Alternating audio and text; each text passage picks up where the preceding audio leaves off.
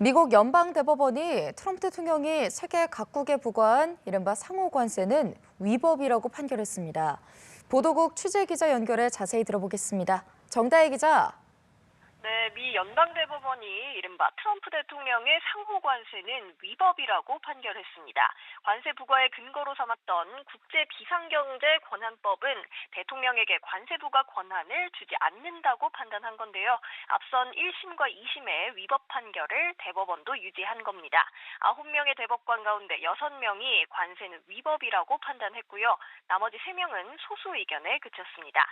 이에 따라 트럼프 대통령이 미국의 무역 적자를 이유로 전 세계 무역 상대국에 별도로 매긴 상호 관세는 법적 기반이 붕괴됐습니다. 상호 관세는 트럼프 대통령의 대표적인 정책으로 꼽히죠.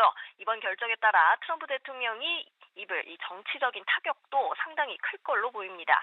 뿐만 아니라 관세 인하의 조건으로 천문학적인 대미 투자를 포함하는 새로운 무역 합의를 한 우리나라 등 일부 국가들의 혼란도 불가피할 전망입니다. 네, 이런 판결이 나온 배경도 살펴보겠습니다. 일방적인 관세 부과가 대통령의 권한 받기라는 의미일까요? 네, 그렇다고 볼 수 있습니다. 앞서 언급한 대로 트럼프 대통령이 상호 관세를 부과하면서 근거로 삼은 국제비상경제권한법에는 관세를 부과할 권한이 명시되지 않았다는 겁니다. 해당 법은 미국의 국가 안보나 외교 정책, 또 미국 경제에 특별한 위험의 원인이 있다고 판단되면 대통령이 경제 거래를 통제할 권한을 부여하고 있는데요. 관세를 부과할 정도로 위험한 상황에 직면하지 않은 데다 관세 부과 자체가 의회의 고유 권한이라는 게 연방대법원의 설명입니다. 다시 말해 대법원은 국제비상경제권한법이 대통령에게 부여하는 수입규제 권한에 관세는 포함되지 않는다고 판단한 겁니다. 네, 그렇다면 이번 대법원의 판결로 트럼프 대통령의 관세 정책이 백지화됐다, 이렇게 볼 수 있을까요? 그건 아닙니다. 이미 트럼프 대통령을 비롯한 행정부 주요 인사들은 대법원 판결에서 설령 위법하다는 결론이 나온다 해도 관세 정책을 이어갈 뜻을 분명히 해왔는데요.